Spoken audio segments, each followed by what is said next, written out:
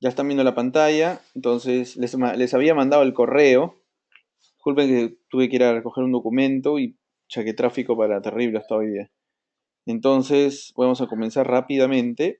Ah, no, este es el video de todos los videos. No, porque hoy día teníamos que ver fundamentos de entrada y salida. Ya, y comenzamos. Entonces, ¿qué pasó? Ok, ok. Ya, esto lo cancelo ahorita, no tengo la.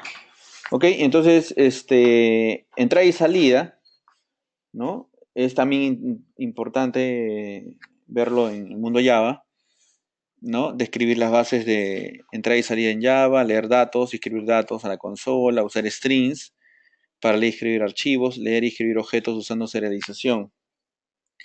¿Ya? El lenguaje de programación Java nos da justamente librerías y funciones para eso, ¿no? Java define también un canal de entrada y salida que se llama string, y ese string de entrada y salida representa a la vez una fuente de datos o un destino, ¿no? Donde se va a escribir, digamos, ¿no?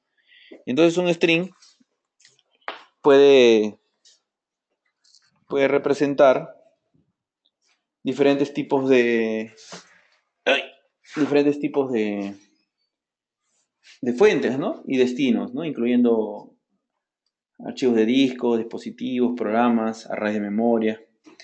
Y los strings soportan diferentes tipos de datos, ¿no? Por ejemplo, pueden ser bytes, pueden ser primitivos, caracteres localizados y objetos.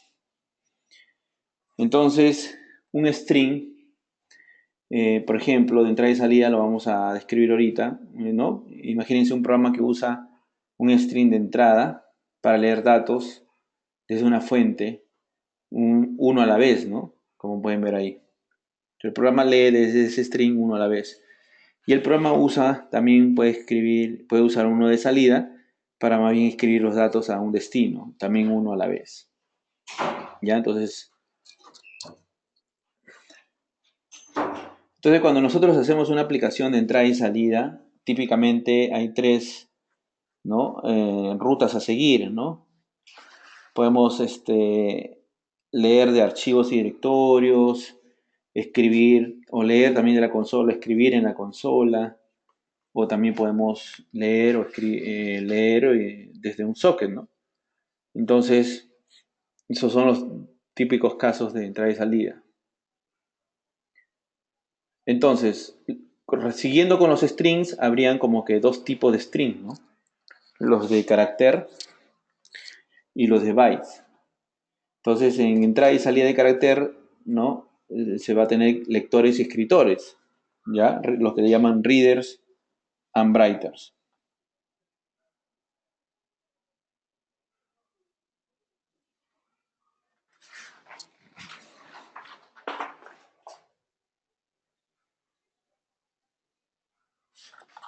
Se ha ido el audio.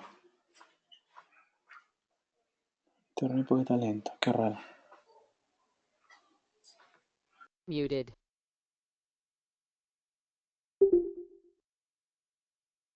Ok, Unmuted. se había ido el audio. Ya, entonces, para estos strings tenemos lectores y escritores, ¿no es cierto? Los que estamos conversando. Entonces, ¿qué ha hecho la gente de Java? La gente de Java ha creado lo que se llama este, clases para definir un lector y un escritor. ¿Ya? Entonces ahí tenemos, por ejemplo, si, como pueden ser de dos tipos, de bytes o de caracteres. Cuando es de bytes, acuérdense, es input string. Y cuando es de caracteres es un reader. Y cuando vamos a escribir más bien es un output string y en el caso de caracteres sería un writer. ¿Ya?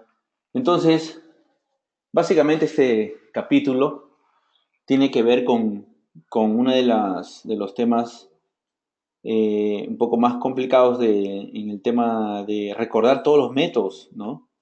Disponibles, ¿no? Creo que más está la complejidad ahí, ¿no? De saber qué método le pertenece o no, y qué métodos puedo utilizar y para qué, ¿no? Esa es básicamente la complejidad de este tema, ¿no? Por ejemplo, para leer tenemos leer, ¿no? Leer desde un buffer o leer desde un buffer, pero dado cierto tamaño de lectura. Y también tenemos cerrar el string, el número de bytes disponibles, descartar n bytes del string, ¿no? Y algunas otras operaciones, ¿no? Que se tienen también. Entonces, básicamente, también en el caso de la escritura, porque ahorita estamos full byte, ¿no? Byte de string y byte de string, output string. También hay un braille, tres formas de braille, es una sobrecarga, ¿no? Con buffer, sin buffer, número de bytes, con tamaño, longitud. Cerrar y flush, que fuerza a escribir al string. Entonces, un pequeño ejemplo sería algo así, ¿no? Tú defines un byte de 128, digamos, de tamaño 128, ¿no? Entonces, cuando creas tu try con recursos, ¿acuerdas el try que tiene la particularidad de cerrar los recursos que están ahí dentro? Tú defines tu file input string y tu file output string. Ahora, por suerte, nosotros hemos visto que los dos tienen el close, ¿no? Entonces, los dos se van a cerrar terminando el try. Y ahí después estamos viendo, está preguntando bytes disponibles, está leyendo tantos bytes de 128 en 128, y después de que lee también los escribe, ¿ya? Y va contando cuánto ha escrito, ¿no? Y finalmente nos escribe después del while, escribí tantos, ¿no? Y si hay problemas con el archivo, nos dirá find no found exception. Y hay problema también con la escritura y o exception, ¿no? Entonces es un ejemplo clásico de uso de string. También tenemos el de caracteres, ahí se llama reader, ¿se acuerdan? Entonces, si en el caso de bytes era input string, en el caso de caracteres reader. Ahí también read, hay como tres versiones, hay close, read, skip, casi muy parecidos los métodos. En caso del writer también, también, bueno, acá en el caso de writer tenemos más métodos sobrecargados, ¿no? Arreglo de char con string, con entero, pero sí coinciden el close y el flush. Entonces también cuando vas a leer y escribir de archivos de caracteres, el código es muy similar, pero utilizas un file reader y un file writer, ¿no? Porque estamos hablando de un reader y de un writer. Pero esa es lectura de poco en poco, ¿no? De 128 en 128, entonces no es muy óptimo. Entonces, que la gente pues, ¿no? Que ve el tema del lenguaje, se dio cuenta que de repente hay necesidad de leer archivos un poco más grandes y hay que optimizar ese tipo de lectura, ¿no? Entonces pensaron en crear un tema de un buffer. Entonces ahí es donde sale el famoso buffer input string, ¿no? Entonces, si ya nosotros de acá en el ejemplo anterior teníamos el file input string, ahora tenemos un buffer input string y finalmente un data input string. Entonces al final es como que se optimiza, ¿no? Se crea como una especie de cadena de input string para que se pueda leer desde un código fuente. Y a la vez, si yo voy a escribir muchos datos, es preferible tener un output string que use un buffer y al final el buffer use un file output string. Entonces esas tres cajitas que ven ahí, tanto para el lado de lectura como escritura, tienen sus clases representativas, ¿no? Si voy a leer un string de caracteres y también un escribir en caracteres, entonces podría usar, por ejemplo, acá este es puro string, ¿no es cierto? Pero también así como tengo un buffer input string, también tengo un buffer reader, y así como tengo un buffer output string, también tengo un buffer reader. Entonces, generalmente esta es la opción más, esta que ven aquí, la línea 8, 9 y 10, esta es la opción más recomendada para leer, ¿no? Uso un buffer reader y uso un buffer writer, ¿ya? Y ahí en el constructor le paso el file reader y el file writer que quiero usar. Y después le digo read line para ir leyendo y escribiendo poco a poco. Pero este es más óptimo que la versión anterior. ¿Ya? Entonces, como ven, la complejidad se da en que hay muchas clases, ¿no es cierto? Si quiero buffer, Buffer reader, buffer writer. En el otro caso sería buffer input string, buffer output string. Si quiero filter, tengo filter reader, filter writer, filter input string, filter output string.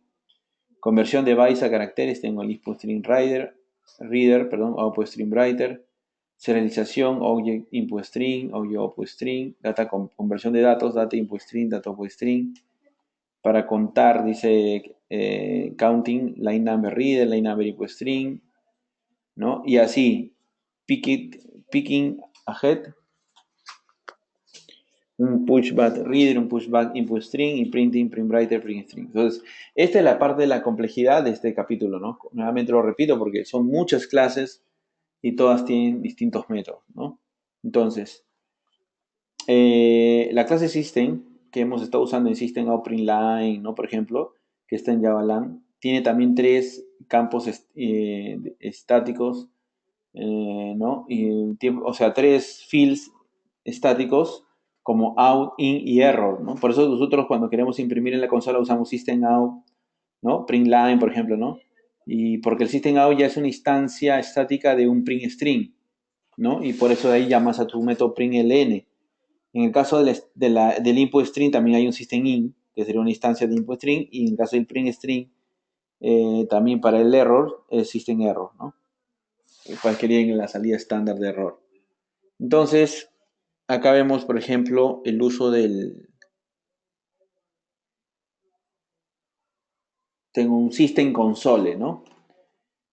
O sea, adicionalmente al print string, también la clase system tiene un Java IO console object, ¿ya? Entonces, por eso system.console me devuelve console. Si es diferente a null, dice console readline, username, tal. Entonces, lo que tú escribas lo va a guardar en la variable usertime. Console read password, lo que escribas lo va a poner en el password. Entonces, se parece mucho al ejemplo cuando ustedes pusieron, ¿se acuerdan? Hicieron su práctica y uno tiene que escribir el crear, listar, eliminar, ¿no? Por ejemplo, editar de los tributos. Entonces también podrían haber aprovechado el uso de la clase System Console, ¿no? Y hacer algo parecido.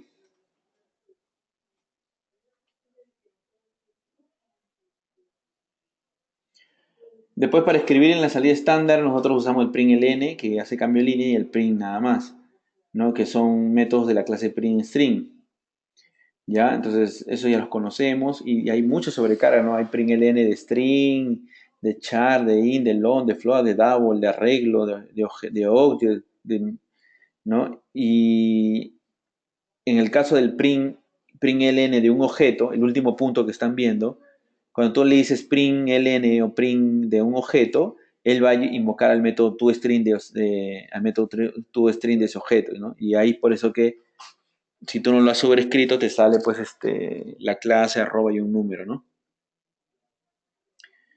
Entonces, cuando tú quieres simular lectura estándar, usas system-in, ¿no? Y lo guardas en un buffer reader, ¿no? Y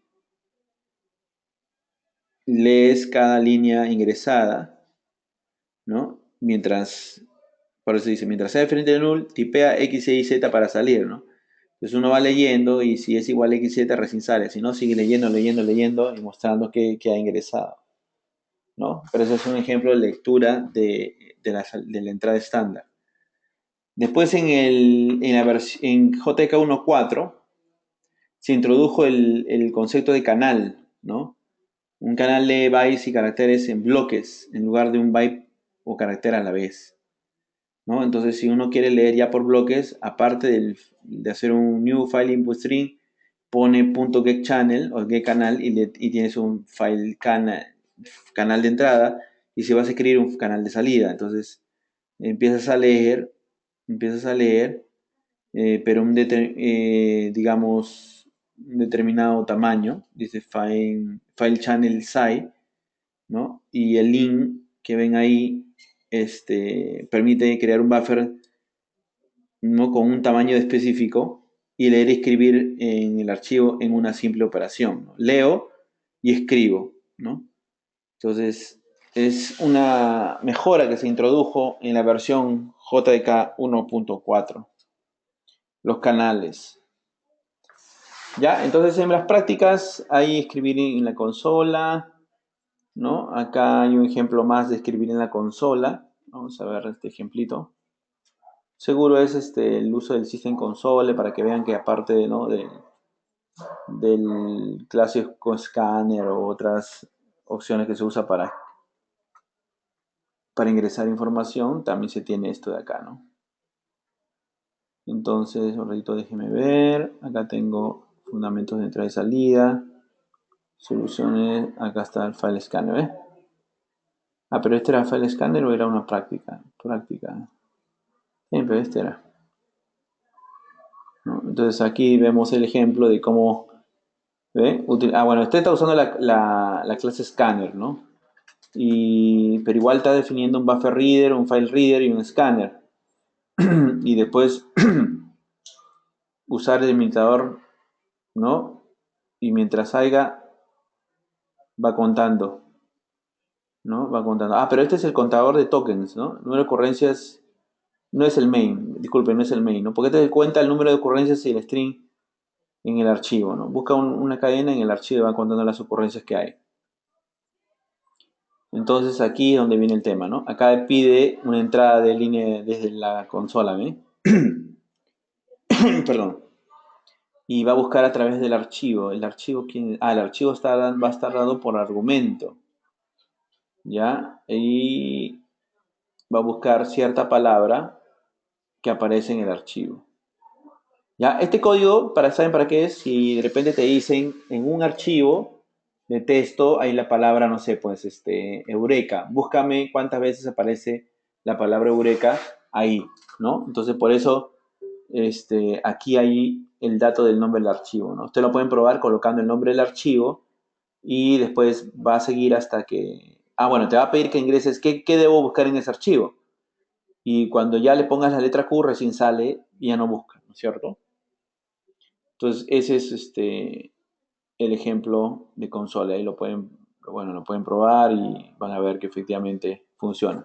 Ahora después, acá es donde viene la explicación del famoso Java IO serializable que a veces uno le coloca las clases y de repente no le hemos dado mucha atención, ¿no? Cuando tú guardas datos a algún tipo de almacén o de storage, eso se llama persistencia, ¿no? Por eso cuando tú guardas en la base de datos te dicen, has persistido tu información en la base de datos, en archivos, ¿no? La palabra persistencia viene de ahí.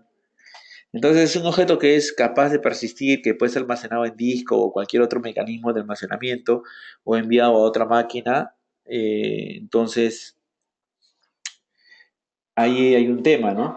Un objeto no persistido, por ejemplo, solo existe mientras la máquina virtual se está ejecutando, ¿no?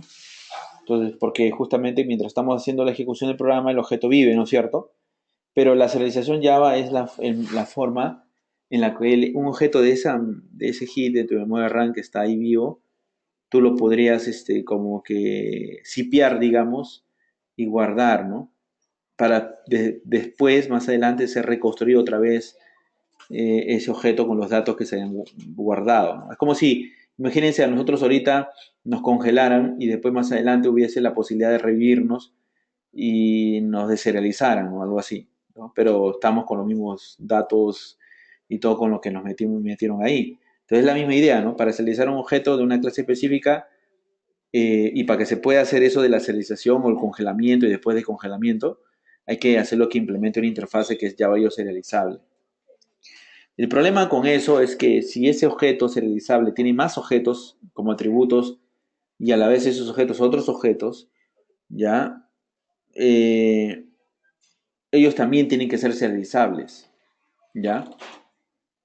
Por ejemplo, cuando un objeto se serializa, solamente los fields del objeto se preservan, ya. O sea, los valores que tengan los atributos o fields.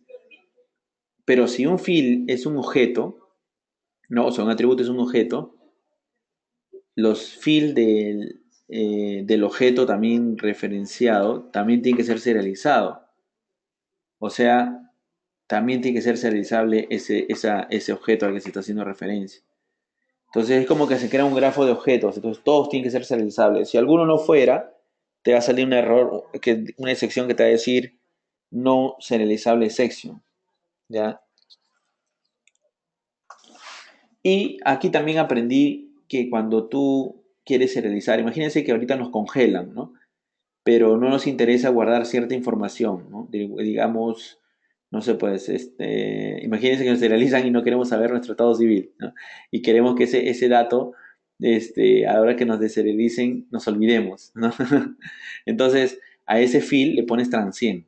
Así como le pones private, le pones al costadito transient y le estás indicando al mecanismo de serialización que lo que en ese momento, cuando se serializa, el valor que haya tenido esa variable no nos interesa y si lo deserializamos o lo volvemos a revivir al objeto, así tenga el valor por defecto, no importa, porque yo lo he marcado como transient. A esto me refiero, ¿no? Por ejemplo, aquí cuando se serialice, ¿no? Se serialice, por ejemplo, stocks, ¿no? Va a ser tomado en cuenta, ¿no? De cómo estuvo antes de serializarlo, ¿no? Pero en el caso de total value y file input string, como están marcados como transient, no nos va a tener, no nos va a interesar qué valor después se tenga a la hora de serializarlo, ¿no? Y en el caso de las variables estáticas, ellas no son serializadas tampoco, ¿ya? Entonces hay que tener en cuenta eso. Y otro detalle que no nos interesa tampoco, no tiene efecto el protect de private, public, public, ¿no? O sea, el modificador de acceso no tiene efecto en la serialización, ¿ya? Pero tampoco se serializan los estáticos, ¿eh? Segundo punto. Y cuando el objeto es deserializado, los valores de campos estáticos son establecidos a los valores declarados en la clase. El valor de un campo transient estático establecido al valor del default, ¿ya? Entonces, tener en cuenta eso, ¿no? Porque cuando se deserialice va a volver a su valor por defecto, ¿no? Entonces, también a veces cuando implementamos serializable, aquí hay que implementar un field más de tipo long, ¿ya? Ese es el famoso serial version UID, ¿ya? Porque durante la serialización, imagínense cuando nos congelan, digamos que fuéramos objetos, nosotros nos congelan, un número de versión, un serial version UID, se usa para asociar la salida serializada con la clase antes del proceso de la serialización. O sea, es como que te voy a serializar, te voy a dar un código, ¿ya? Y cuando te deserialice, tú me deberías dar ese código, ¿no? Entonces, el mecanismo de Java que hace, chequea ese código, ese numerito, para verificar que la clase no es compatible con lo que se había serializado, ¿no? O sea, es correcto, ¿no? Que efectivamente ese serial version ID yo te había dado antes de la serialización. Pero si tú deserializas, ¿no? Te das cuenta que el objeto tiene diferentes serial version ID, se va a dar una excepción, invalid class exception. Ya algo pasó, no está bien, ¿no? Ahora, tú puedes declarar tu propio serial version ID. Si tú no lo declaras, se va a generar uno por defecto, ¿no? 1L, digamos, un número long, porque al final es un número long. Pero tú podrías declarar el tuyo, ¿no? Creas un private static long, private static long serial version ID igual 42L. Entonces le estarías dando como tu código a tu clase que implementa Java IO serializable. Entonces acá nos da un ejemplo para entender un poco más la serialización, ¿no? Un portafolio, por ejemplo, está hecho de stocks. Durante la serialización, ya el precio actual no se serializa y es marcado como transient. ¿Ya? Por ejemplo, si no vemos la clase, que stock, el campo transient double curve price, está marcándolo para que no tomemos en cuenta ese curve price. Pero sin embargo, nosotros deseamos que el valor del stock sea establecido al precio actual del mercado después de la serialización, dice. Entonces vamos a ver qué pasa cuando simulamos esto, ¿no? Por ejemplo, tengo un portafolio, línea 5, miren la línea 5, con tres stocks, ¿no? Tres productos, digamos. Y después abro un file string, object string, y lo voy a serializar, o sea, escribo, ¿no? Estoy asumiendo que la clase stop, perdón, portafolio y stock, todas son serializables, ¿no? Todos estos dos se implementan serializables. Entonces, cuando yo más bien quiero hacer la deserialización, voy a obtener el objeto portfolio con los stocks, todo que haya tenido en ese momento, ¿no?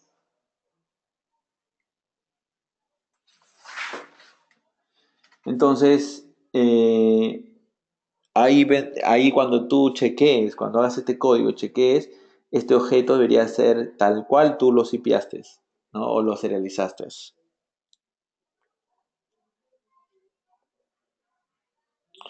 Ahora, esto también es un tema un poquito más como un plus, ¿no? Un bonus, ¿no?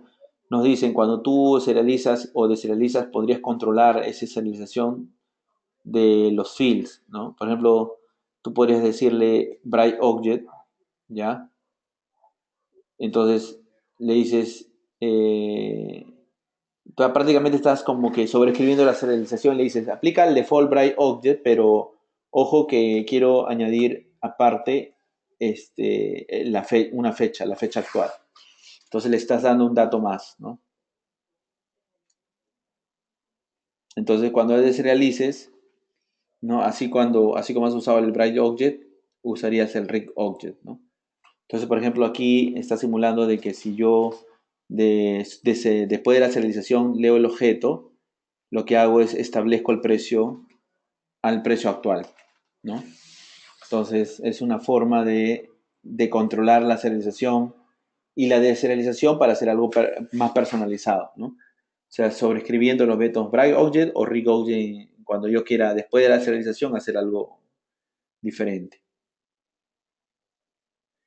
Ya, entonces ahí hemos visto entrada y salida básica, cómo escribir a la consola, cómo usar strings para leer y escribir archivos, escribir y leer objetos usando serialización. Ese último punto léanlo bien porque la serialización ayuda mucho en el desarrollo web también, ¿no? Desarrollo web, clases que no se implementan o no son serializables, a veces no se pueden manejar bien en sesión o dan errores, ¿no? Entonces hay que tener cuidado con eso. Entonces el propósito de manejar justamente encadenamiento de strings es permitir añadir funcionalidades, ¿no? De buffer, de conversión de datos, etc. ¿no? Para prevenir la serialización de campos específicos usamos transient. Y dado el siguiente fragmento, asume que no hay cambios en los datos.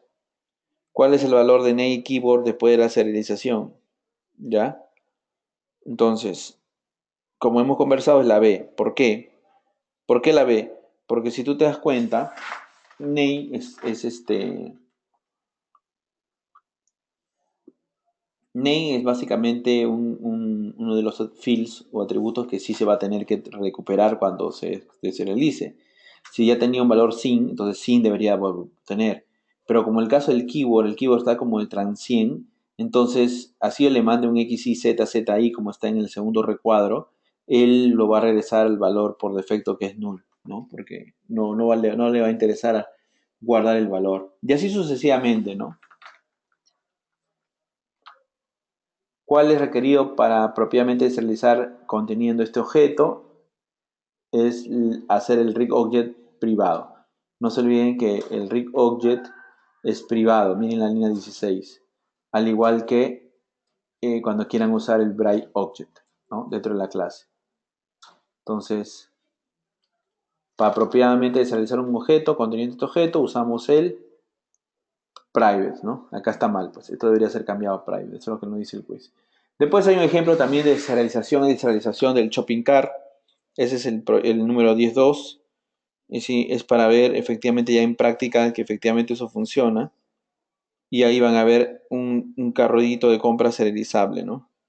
Acá tienes el shopping cart implementa serializable, pero él tiene a la vez un array de items, ahí están los array de items que también implementa serializable.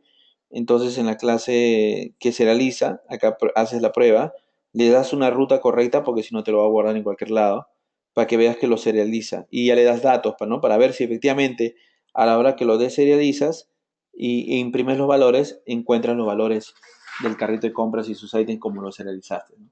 Ahí comprobarías el efecto de la serialización y la deserialización. Ok, entonces ese es básicamente lo de la serialización y la deserialización. Y el capítulo de IO. O sea, realmente es uno de los capítulos clásicos ¿no? de los programadores Java cuando tienen que trabajar con archivos, ¿ya? Pero apareció en la versión 7 un cambio, ¿no? Es más, ya deberíamos usar esta nueva versión, ¿no? Lamentablemente con los que estén con Java 6 no podrían usar este nuevo API que ahorita vamos a ver, ¿ya? Estoy limpiando nada más para que no queden proyectos que hemos revisado. Entonces, en el nuevo API apareció el NIO. Ya, aquí está. Aquí apareció el NIO. Ya, el NIO justamente nace por que se encontraron deficiencias en el API de entrada y salida. Ya, entonces vamos a ver nuevas clases, clases path, clases files. También vamos a leer y escribir usando canales, strings. Pero vamos a poder cambiar atributos de archivos y directorios, leer un directorio recursivamente, encontrar un archivo usando la clase path-matcher, así como en expresiones regulares. Igualito. Entonces, esta es una nueva mejora del lenguaje. Apareció un nuevo API, NIO 2, que mejora, ¿no? Prácticamente mejora la interfase del sistema de archivos, la funcionalidad basada en sockets y permite entrada y salida síncrona. ¿Por qué? Porque el paquete Java.io tenía dificultades, no trabajaba bien con links simbólicos, tenía hechos de escalabilidad, hechos de performance, muy limitado conjunto de atributos de archivo. Era más funcionalidad para acceder a archivos de sistemas de archivos básicos, ¿no? Entonces, ante esa debilidad que tenía ese paquete, la gente de Java decidió crear un nuevo API, ¿no? Entonces, ahí básicamente el enfoque es más para Linux, para Unix, ¿no? O sea, tenías que darle también soporte a esos sistemas operativos que son tan usados, ¿no? No todo era Windows. Entonces, en NIO 2 todos los archivos y directorios se representan pero por un path, como un path, una ruta, ¿no? Que puede ser relativa o absoluta, ¿ya? Entonces, como por ejemplo aquí vemos una ruta que en Windows siempre empieza con un disco y en Linux o Unix siempre es un slash, ¿no? Entonces, la ruta puede ser relativa, puede ser absoluta. Cuando es absoluta, siempre contiene la raíz, el root element, ¿no? La raíz, y de ahí hacia la derecha, ¿no? Ese es un ejemplo. En cambio, cuando es relativa, generalmente está combinada con otra path, ¿no? Y el orden de acceso es utilizando el otro path, ¿no? Por eso que simplemente es como no tiene la raíz a la izquierda, simplemente es una ruta relativa, ¿no? Entonces, pero lo que complicó más el tema, por eso que tuvieron que crear otro paquete, otro API, fue que no se manejaban bien los links simbólicos y eso era muy popular en Unix y Linux, ¿no? Donde tú tienes un archivo que apunta a otro archivo que está en otra estructura de directorios, ¿no? O sea, esos son los famosos links simbólicos. Y eso en Linux hay bastante, ¿no? Entonces, previo a JK7, el Java.io era el punto de entrada para todos, ¿no? Las operaciones de archivos y directorios. Pero con NIO 2 hay un nuevo paquete y clases, ¿no? Java NIO FilePath, Java NIO FileFiles, File System. Entonces, el path te permite localizar un archivo directorio usando una ruta dependiente del sistema operativo, usando path files para ejecutar operaciones en archivos y directorios, File System para proveer una interfase para un sistema de archivos y una fábrica para crear un path y otros objetos que acceden al sistema de archivos. Y todos los métodos que acceden al File System arrojan IOException o una subclase de IOException.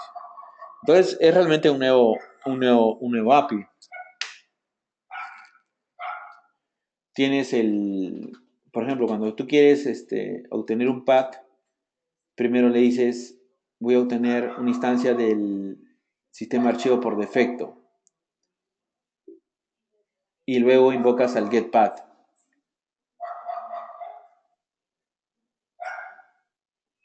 ¿No? Entonces tú tienes file system get default y después le dices get path, ¿no? Y ahí obtienes, ¿no?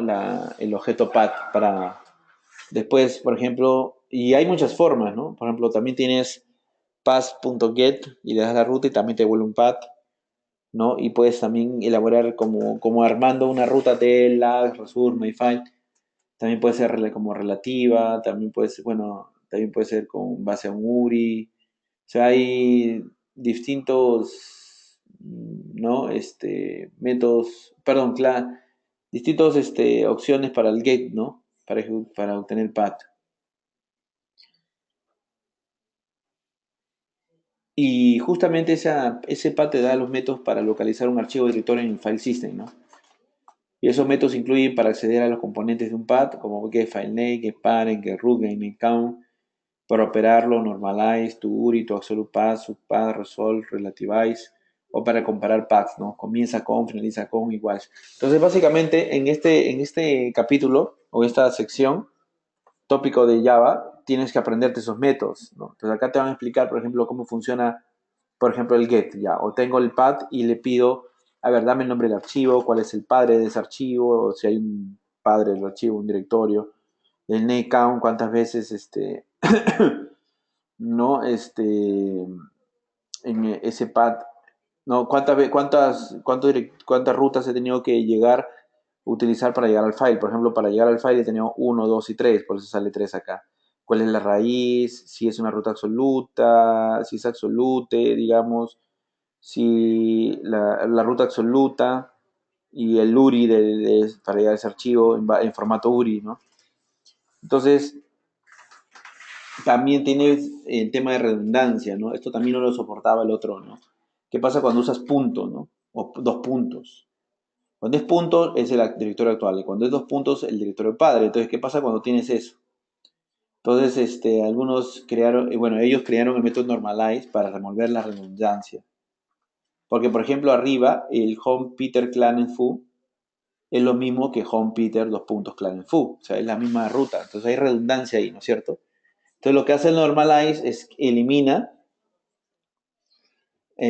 cualquier elemento que incluye punto o directorio dos puntos. Ojo que punto o directorio dos puntos. Entonces, si tú, por ejemplo, le dices a home Peter dos puntos slash clan como le está cumpliendo la regla 2, que es directorio dos puntos, se elimina el Peter y dos puntos y te queda home clan fu. O sea, te queda el de acá. ¿No?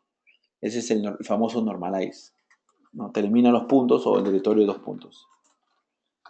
Puedes crear subpath también, que se parece a un substring de tal, quiero crear un subpath, te crea el foobar nada más, ¿no? Se parece al substring, ¿no? Como si le aplicaras a un string y quiero solamente el path hasta ahí. El resolve, que es como una especie de join de paths, ¿no? Si yo tengo un path que es home clarence foo y quiero resolve con bar, entonces se va a crear un home clarence foo bar, ¿ya? Pero ojo con eso, porque si ustedes se dan cuenta salió muy bonito cuando la primera ruta es absoluta y la segunda puede ser relativa, no importa. Pero si es al revés, va a mandar el de la derecha, resolve home clarence, ¿no? Ignore el foo.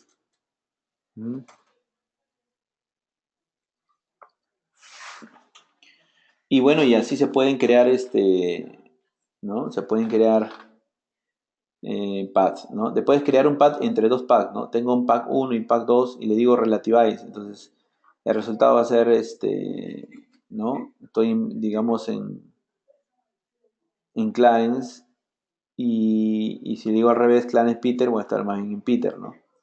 Entonces, siempre la nueva ruta, el nuevo path es relativo a la path original. Ya, trabajando con links, tienes que crear link simbólico, crear link y también saber si detectar si es un link simbólico o encontrar el destino de un link simbólico, ¿no? Entonces, esto es más para Unix, ¿no? O Linux. Entonces, tuvieron que crear también eso. Entonces, aquí, por ejemplo, cuál es el que nos permite remover los elementos redundantes, ¿no? ¿Cuál es el que nos permite? Es relativize, normalize, ¿cuál es? Normalize, ¿no es cierto? Normalize. Y dado la siguiente ruta y la sentencia, si quieres un subpath, ¿cuál sería? ¿No? La B también, X3 y 5. Dado el siguiente fragmento, ¿cuál es el resultado? Detenbar documents, ¿no? Porque le está aplicando un resolve, ¿no? Que le quita el deten, ¿no? Le quita, perdón, el deten bar document y después normalize que lo junta, ¿no? ¿Ok? Claro, primero es deten foo bar documents, entonces después ya le queda between bar documents, ¿no es cierto? El resolve lo junta y el normal le quita la parte redundante. Entonces, finalmente, ¿qué más tiene? Tiene operaciones para chequear si un archivo es directorio, borrar archivos o directorios, copiar un archivo o directorio, mover un archivo o directorio, manejar metadata, leer, escribir y crear archivos, acceso aleatorio de archivos, crear y leer directorios. O sea, se han creado métodos para mejorar todo eso, ¿no? O sea, a ver si existe en ese path, si es simbólico o no es simbólico, si no existe. Entonces tuvieron que crearse justamente métodos como este SIX para ver, ¿no? El path que existe y es no follow un índice, ¿no? O sea, quiere saber si no es simbólico, ¿no? Entonces, por eso que para seguir verificando si se puede leer, si se puede escribir, si se puede ejecutar, estos métodos, por ejemplo, no los tenía el anterior, ¿no? El anterior API. Tuvieron que crearlo justamente porque en Unity y Linux sí, eso sí es muy natural, ¿no? Y también saber si estamos en dos paths que apuntan al mismo archivo. Es el mismo archivo, es same file, el mismo archivo, y le damos los dos paths, ¿no? Y eso es muy útil cuando estás trabajando con list simbólicos, porque pueden ser estén apuntando al mismo archivo, ¿no? Crear archivo, crear un directorio, crear directorios, ¿no? Entonces, justamente eso ayuda mucho. De borrar archivos o directorios, borrar si existe. O sea, y ustedes dirán, ¿por qué crearon dos métodos? Borrar y borrar si existe, porque si tú dices borrar y digamos pues te da un not file exception porque de repente lo mandas a borrar pero no existe el archivo o no está vacío. Entonces, en cambio el otro, el de borrar si existe, no te da excepción. Entonces hay escenarios donde tú de repente estás haciendo un borrado masivo y no quieres que se detenga por excepción, ¿no? Entonces usarías el de borrar si existe. Copiar un archivo directorio, ¿no? También con sus atributos, ¿no? Si reemplazar los existentes, si copiar con todo y atributos, si no follow un link, no considerar los links simbólicos, digamos, ¿no? Y también tienes copiar entre un string y un path, ¿no? De repente quiero desde un string, ¿no? Leer de repente una página web. Prueben ese código, van a ver que funciona, yo lo he probado. Lees desde una página web y quieres pasarlo a un archivo, el código fuente. Entonces le dices copiar lo que está en URL, en esa página, y pasarlo a mi path, que es con replace existing, y ya tendrías todo el código fuente en ese archivo. También esto no soportaba el anterior API, ¿no? En otros, en Linux Unix hacemos mucho move. Entonces acá hay un mover también, mover de un path a otro path con ciertas opciones. También quisiéramos listar los contenidos de un directorio, ¿ya? Entonces tenemos que integrar a través de todos ellos para empezar a listar el contenido del directorio. Y escala mucho para grandes directorios. Podemos leer y escribir también todos los bytes o líneas de un archivo, pero esto solamente para archivos pequeños, ¿no? Leer todos los bytes o todas las líneas, si se ve que es un archivo pequeño, se puede utilizar sin problemas. Lo va a leer. Van a ver, yo lo he probado, yo lee completamente el archivo y lo escribe completamente también, pero solamente para archivos pequeños, ¿no? Ya si son grandes tendrías que usar canales y buffers, ¿no? Pero lo bueno es que ellos ahí se inventaron, aparte de los bytes que channel, character channel, que ya de alguna forma ya hemos visto, el psiquiable byte channel, que es como un canal que tiene la posibilidad de mantener la posición y de cambiar esa posición, ¿ya? Y puedes hacer ahí lectura y escritura, ¿no? New by channel, y poder leer y escribir. Entonces la capacidad que tiene para moverse en diferentes puntos en el archivo es por eso que se llama acceso aleatorio o random en un archivo.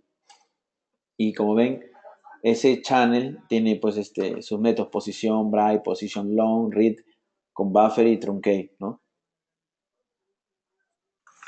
Entonces, tú puedes tener new buffer reader que abre un archivo para lectura y new buffer writer para escritura, ¿no? Entonces son nuevos métodos también. O sea, el mismo soporte del buffer no se perdió, o sea, se mantiene, pero también NIO2 también soporta métodos para abrir string device, ¿no? Y para crear un archivo, añadir un archivo, escribir un archivo, usar el new output string, ¿no? Entonces son las mejoras que NIO2 trae para los string device. ¿ya? Y para manejar metadata, que es muy popular, saber si es directorio, si es archivo regular, si es simbólico, si está oculto, porque eso pasa mucho en Linux, está oculto también, Windows también, si ha sido modificado, cuándo fue la última vez, ¿no? Obtener el atributo, establecer el atributo, puedo cambiar también la fecha de modificación y los atributos. Y en caso de DOS también podría leer de un archivo directorio y saber también sus atributos de DOS, ¿no? Entonces se dan cuenta, es más completo. Acá tenemos un ejemplo incluso donde se ve la lectura de los atributos, ¿no? Y añadir y mostrar los atributos básicos, ¿no? Este POSIX sí es para otros tipos de file system basados en POSIX. No sé cómo lo podríamos probar, tendríamos que tener algo así para poder probarlo, pero existe. Parece que el NIO también lo soportó. Y acá más quiz respecto y un ejemplo para hacer merge. Este ejemplo de merge de archivos es bien interesante porque te muestra cómo tú podrías agarrar un template de una carta y crear varias cartitas ya con los nombres a los destinatarios, reemplazando esos valores, ¿no? Entonces, esto es muy interesante. Perdón, un ratito, se movió. ¿Ya?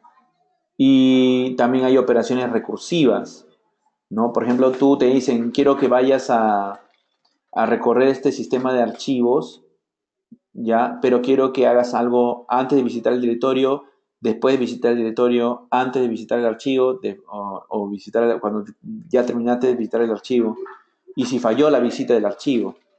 Eso me pareció algo loco porque, o sea, tú podrías ir a través de todo este directorio y saber antes de visitar el directorio que aplicar, si ya pasé de visitarlo, o sea, algo como una especie de pre y post de la visita, y si la visita falló también, ¿no?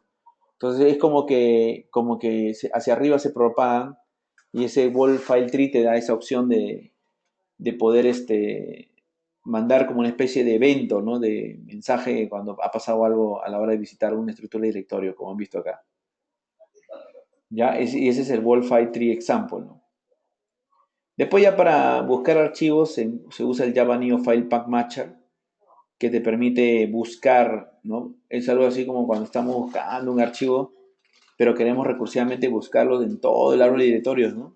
Donde se pueden encontrar los archivos Java, digamos.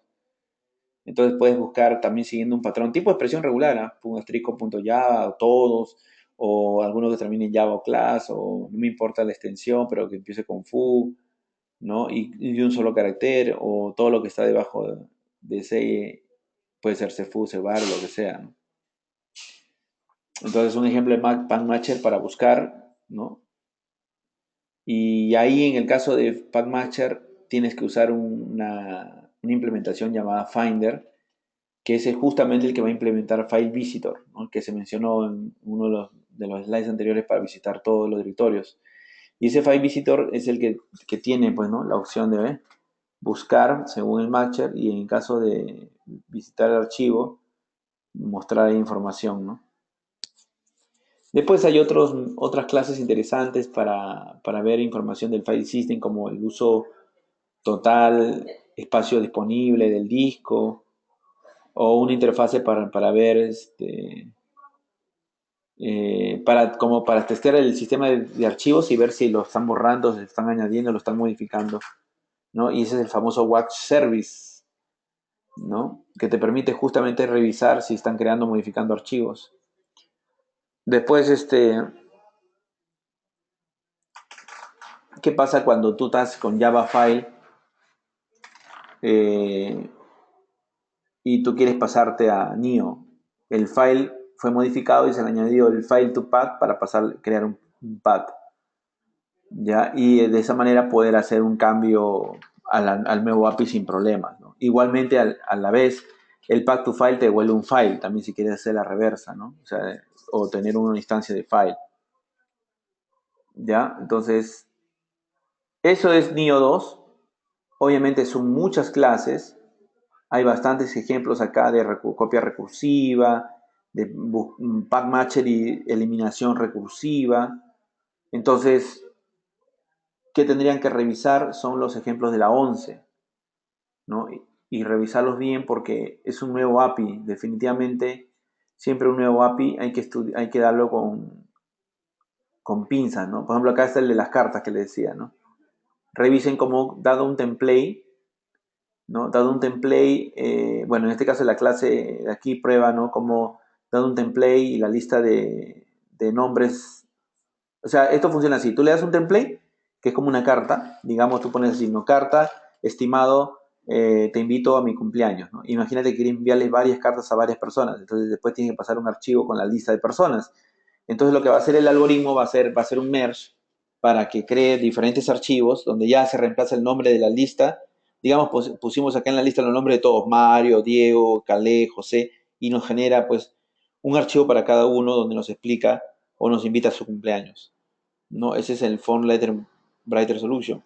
En el caso de la práctica 2 de la copia recursiva, ahí nos va a mostrar cómo copiar recursivamente, ¿no? Obviamente tengo que darle dos paths, ¿no? De dónde a dónde, y va a copiar todo hacia la otra ruta, todos los archivos, ya con directorios inclusive. Y la otra, la número 3 es al revés, la eliminación recursiva. Ahora quiero más bien eliminarlos, ¿no? Y me voy a barrer por todos los archivos. Y miren, ahí están los famosos métodos que ven, para que te des cuenta si lo borró, ¿no? Y por ahí colocar algún mensaje para que te indique pues, si ha estado navegando a través de la estructura de directorios. ¿Ya? Entonces, básicamente esos eran los temas de hoy, eran los paquetes de entrada y salida.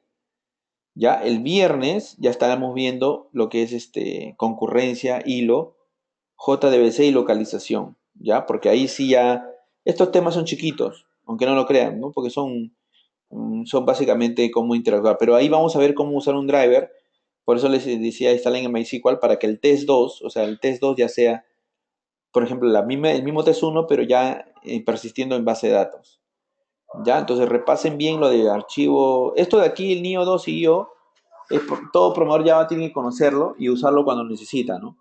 Necesitas trabajar con archivos y hacer algo mucho más complejo, ya has visto tú que NIO 2 debería ser tu elección porque es el nuevo API. ¿Ya? Entonces, nada chicos, disculpen más la tardanza y denle duro a esto del NIO y IO, estudienlo, pregunten cualquier cosa hasta el viernes si hay alguna duda en algún ejercicio. Son nuevas APIs, definitivamente son nuevos códigos que hay que revisar, practicar hasta entenderlos bien y ahí tienen un buen trecho para hasta el viernes, ¿no? Porque ya el viernes vamos de frente con hilos. ¿Ya? Entonces, vayan preparándose, no dejen para el final, porque recuerden que en el test 2 tienen que otra vez aplicar todos los conocimientos que han adquirido para que ya pasemos a Java 8 tranquilos. ¿Ya? Nos vemos hasta el viernes. Chao, chao. Les mando el video ahorita, lo grabo y los mando más tardecito, en una horita. Cuídense. Chao, chao.